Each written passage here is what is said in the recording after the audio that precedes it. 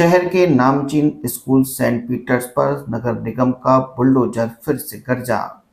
नगर निगम ने एक बार फिर से स्कूल से अतिक्रमण हटाए हैं। स्कूल की चारदीवारी को जेसीबी की मदद से ध्वस्त किया गया। अतिक्रमण हटाने के दौरान बड़ी संख्या में लोगों की भीड़ जमा हो गई। पुलिस का भी भारी जाब्ता इस मौके पर तैनात रहा।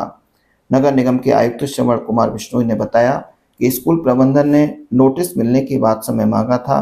स्कूल प्रबंधन द्वारा स्वयं अतिक्रमण हटाने का आश्वासन दिया गया था, लेकिन जब स्कूल प्रबंधन ने कार्रवाई नहीं की तो अब नगर निगम को अवैध अतिक्रमण हटाना पड़ा है।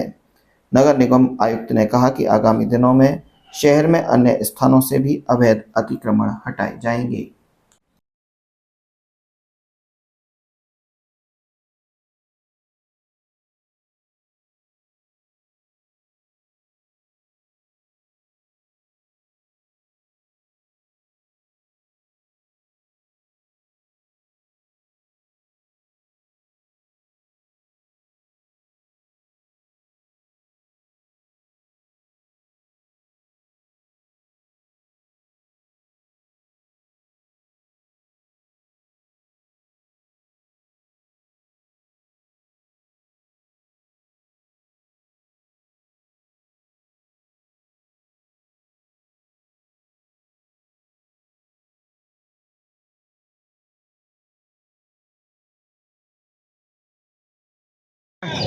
ये रोड पार्ट पर सेंट पीटर स्कूल के द्वारा 10 फीट का अतिक्रमण था, उससे आज हटाया गया। इनको पहले नोटिस दिया गया था, इन्होंने टाइम मांगा, टाइम भी दे दिया, लेकिन 11 दिन तक इन्होंने कोई काम शुरू नहीं किया। इसलिए मैंने लास्ट शुक्रवार को अंतिम नोटिस दिया। भी आपने अभी तक अंडरटेकिंग के बावजूद भी कुछ भी काम शुरू नहीं किया गया, तो आप तत्काल शुरू करें, अन्यथा हम तोड़ने की कार्रवाई करेंगे।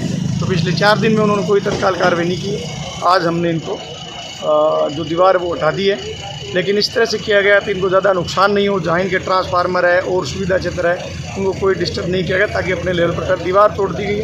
अब ये अपने आप अपने स्तर पर सारा हटा लेंगे, नहीं है तो नगर निगम और आगे कार्रवाई करेगी। दीवार के कितने अंदर तक आएगी सर?